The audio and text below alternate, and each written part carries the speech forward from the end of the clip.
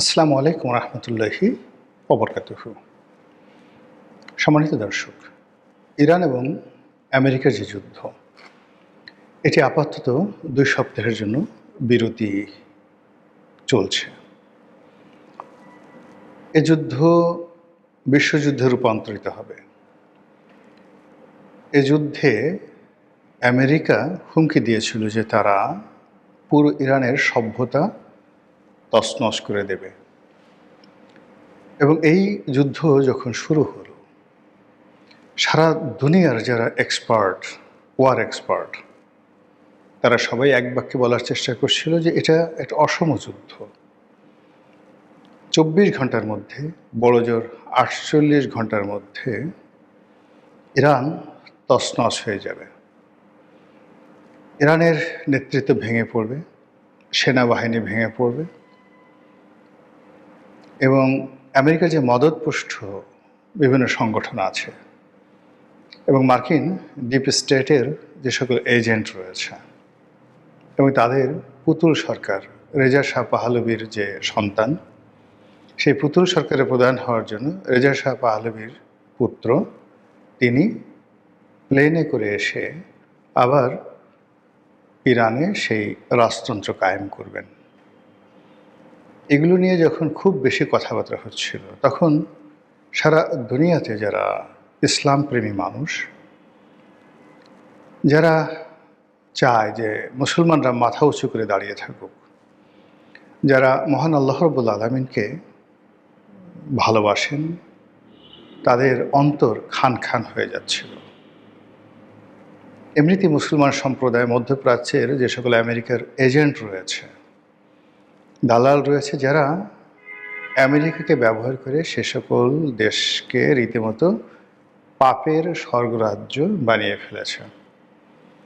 মুসলমানদের হক নষ্ট করে তারা নিজেদের বৃত্ত এবং বিলাস, সেই বৃত্ত এবং বিলাসের বৈভব তৈরি করে ফেলেছে সারা পৃথিবীব্যাপী। তাদের অর্থ দ্বারা, তেল বিক্রির অর্থ দ্বারা, যে তেল আল্লাহ রাব্বুল আলামিন তাদেরকে দিয়েছেন, সেই তেল বিক্রির অর্থ দ্বারা তারা ক্যাসিনো কিনেছে, 7 স্টার হোটেল কিনেছে, ইউরোপ আমেরিকার যে বড় বড় পলো গ্রাউন্ড, বড় বড় খেলার যে ক্লাবগুলো রয়েছে, সেগুলো তারা কিনেছে। আর ইউরোপ আমেরিকা থেকে প্রতি বছর বিলিয়ন বিলিয়ন ডলার নয়, শত শত বিলিয়ন ডলারের অস্ত্র তারা কিনে কেবলমাত্র আমেরিকা এবং ইউরোপকে খুশি করার জন্য। তো এদের ইসলাম বিরোধী কর্মকাণ্ড, খোদা বিরোধী কর্মকাণ্ড, এগুলো দেখে মানুষ এদের সবাইকে সেই যে সীমার, কারবালার ময়দানের যে সীমার কিংবা সীমারের যে বস ছিল ইয়াজিদ, তাদের সাথেও নিকৃষ্ট মনে করে।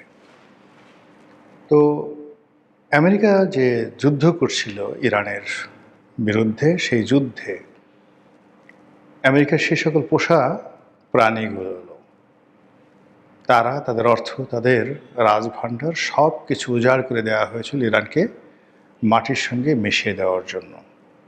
অন্যদিকে সারা দুনিয়ার মজলুম মুসলমান, মুমিন এবং মুত্তাকি, এরা সবাই ইরানের জন্য দোয়া করেছে। ইরান শিয়া নাকি সুন্নি নাকি কাদিয়ানি, এ সমস্ত চিন্তা আসেনি।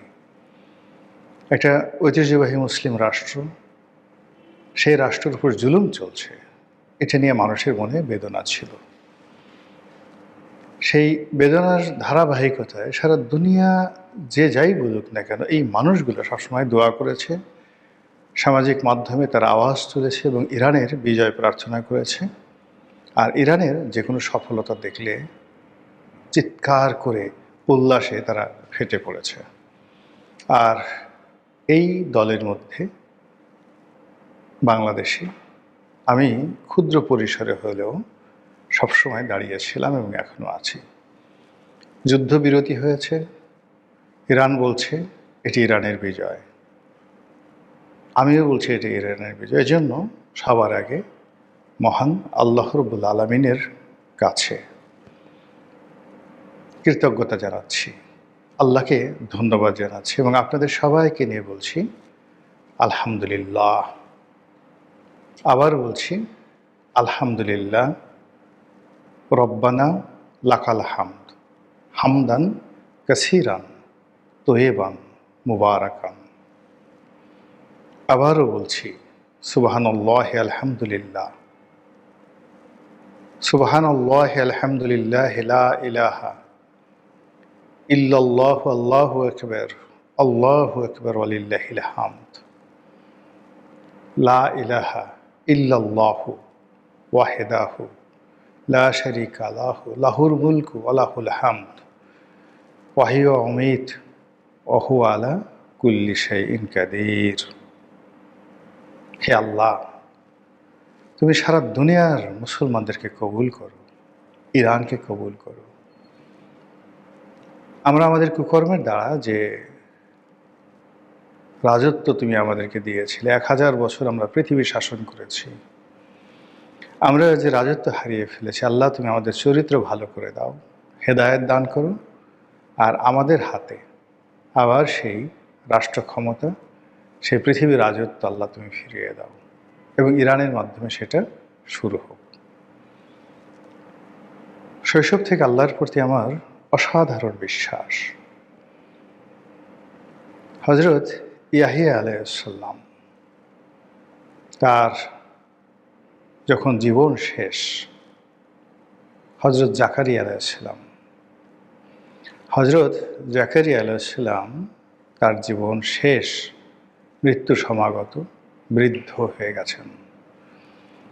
তখন তিনি আল্লাহর কাছে বললেন যে, হে আল্লাহ, আমি তো তোমাকে ডেকে কখনো বিফল মনোরথ হইনি, কখনো ব্যর্থ হইনি।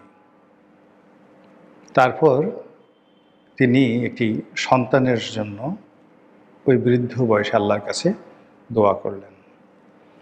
দোয়া তো তিনি করেছেন, কিন্তু আল্লাহ রাব্বুল আলামিন যখন ফেরেশতা পাঠিয়ে তাকে সুসংবাদ দিলেন, তিনি আশ্চর্য হয়ে গেলেন যে হাউ ইট ইজ পসিবল, এটা কি করে সম্ভব? আমি বৃদ্ধ এবং আমার স্ত্রী বন্ধ্যা। তখন আল্লাহর প্রেরিত ফেরেশতা জিবরাইল বললেন যে এটা সম্ভব, আল্লাহ চেয়েছেন এটা সম্ভব। শুধু তাই নয়, আল্লাহ তার যে সন্তান, হযরত জাকারিয়া আলাইহিস সালামের যে সন্তান, তার নামও রেখে দিলেন হযরত ইয়াহিয়া আলাইহিস সালাম। এটা ইতিহাস, এটা কোরআনের কথা, এটা পৃথিবীতে প্রতিষ্ঠিত যে আল্লাহর কুন ফায়াকুনের ক্ষমতা কত প্রবল। আবার এই যে আমরা সূরা ফিল পড়ি, আলাম তারা কাইফা ফাআলা রাব্বুকা বিআসহাবিল ফিল। হে নবী, আপনি কি দেখেননি সেই দিন যে হস্তি বাহিনী, সেই হস্তি বাহিনীর আমি কি করেছিলাম? অর্থাৎ এই যে বাদশাহ আব্রাহা কাবা শরীফ ধ্বংস করার জন্য সুদূর ইয়ামেনের হাদ্রা মউত থেকে বিশাল এক বাহিনী নিয়ে তিনি মক্কাতে এলেন, কাবা শরীফ ধ্বংস করে দিবেন, লম্বা কাহিনী। এবং তার সেই বাহিনীর মধ্যে একটা হাতিও ছিল, এই জন্য ওটিকে বলা হয় হস্তি বাহিনী। মক্কা তখন একটা স্ল্যাম, একটা বস্তি, শহরের ছোট্ট একটা শহর, রাজত্ব করে কুরাইশ বংশ, বনু হাশিম, বনু মাইয়া, আর আরও 10-12টা গোত্র সেখানে আছে। বড় জোর 4 থেকে 5 হাজার নারী পুরুষ ওই শহরে তখন বসবাস করেন। সেখান থেকে আরেকটু এগিয়ে তায়েফে কয়েকটি গোত্র আছেন, এরকম একটা এলাকা। তো মক্কাতে যুদ্ধ করার যে সামর্থ্যবান লোক, সাকুল্য ছিল সেই 500 থেকে 700। ঠিক সেই সময়টাতে হাজার হাজার বাহিনী আধুনিক অস্ত্র শস্ত্র নিয়ে, ঘোড়া নিয়ে, হাতে নিয়ে যখন একজন বাদশাহ এলেন, তখন সে তার সঙ্গে যুদ্ধ করার মতো শক্তি, সামর্থ্য, অস্ত্র কিচ্ছু মক্কাবাসীর হাতে ছিল না। তারা ভয়ে শহর ছেড়ে পালিয়ে গেলেন। তো এই অবস্থাতে আব্রাহা অহংকারী হয়ে সে যখন বিনা বাধায় বাইতুল্লাহ শরীফ খানায়ে কাবা ধ্বংস করতে গেলেন, তখন হাজার হাজার আবাবিল পাখি আকাশে আসলো। ছোট ছোট পাখি, চড়াই পাখির মতো পাখি, এবং তারা মটরশুঁটির দানার মতো ছোট ছোট পাথর, সেই পাথর নিয়ে উড়তে থাকলো। এবং আব্রাহার যে সৈন্য এবং হাতি, সেই সৈন্য এবং হাতির মাথার উপর সেই পাথর তারা বর্ষণ করল। ইট ওয়াজ জাস্ট লাইক বুলেট। এই পাথর তাদের মাথা দিয়ে শরীরের ভিতরে ঢুকে গেল এবং স্পট ডেথ সঙ্গে সঙ্গে। আজকের যে আধুনিক প্রযুক্তি তখন ছিল না। আপনাকে যদি একটি AK-47 দিয়ে আপনার মাথায় গুলি করা হয়, কিংবা ধরুন সবচেয়ে পাওয়ারফুল অস্ত্র দ্বারা 9mm যে পিস্তল রয়েছে, সেই পিস্তল দ্বারা একেবারে মাথার সঙ্গে ঠেকিয়ে যদি গুলি করা হয়, আপনার যে অবস্থা হবে ঠিক সেই অবস্থা আব্রাহার বাহিনী হলো। এবং সেই ঘটনা ঘটিয়ে আল্লাহ তার নবীকে জানিয়ে দিলেন। নবী তখন মাতৃগর্ভে। এই ঘটনা যখন ঘটে, নবী তখন মাতৃগর্ভে। আয়াত নাজিল করে আল্লাহ বলে দিলেন যে, হে নবী, আপনি কি দেখেননি? আলাম তারা কাইফা ফাআলা রাব্বুকা বিআসহাবিল ফিল, আপনি কি দেখেননি সেই দিন সেই হস্তি বাহিনীকে আমি কি করেছিলাম? একইভাবে অসংখ্য ঘটনা মানব জাতির ইতিহাসে ঘটেছে, যখন সারা পৃথিবীর মানুষ বলছে এটা একটা অসম যুদ্ধ, এবং মানুষ যখন বলেছে এখানে সম্ভব নয়, আল্লাহ রাব্বুল আলামিন সেই অসম্ভবকে সম্ভব করে দিয়েছেন। পৃথিবীর সবচেয়ে তাচ্ছিল্য যাকে করা হয় আর যাকে প্রবল পরাক্রান্ত মনে করা হয়, সেই তাচ্ছিল্য যাকে করেন তাকে দ্বারা প্রবল পরাক্রান্ত যে বাহিনী, মানুষ, গোত্র, সম্প্রদায়কে আল্লাহ ধ্বংস করে তিনি যেটি প্রমাণ করতে চান সেটা হলো তিনিই হলেন ওয়াহিদুল কাহ্হার। আজকের এই দিনটিতে বা এই সময়টিতে ইরান যুদ্ধে নিঃসন্দেহে ইরানের বীর সেনানী, ইরানের জনগণ, ইরানের বন্ধু রাষ্ট্রগুলো তারা গুরুত্বপূর্ণ ভূমিকা পালন করেছে। কিন্তু এগুলোর সঙ্গে সঙ্গে মহান আল্লাহ রাব্বুল আলামিনের যে একটা ডিজায়ার বা একটা ইচ্ছা ছিল, তার যে একটা সিদ্ধান্ত ছিল, এবং তিনি কিছু একটা করতে চেয়েছিলেন এই জমানাতে, ঠিক সেই জিনিসটি ইরানের এই যুদ্ধে ঘটে গেছে। মার্কিন যুক্তরাষ্ট্র আর দাঁড়াতে পারবে না। এরপর থেকে শুধু কেবল তাদের পতন পতন পতন। এই মধ্যপ্রাচ্য থেকে যে পতন শুরু হলো, এটা আর থামবে না।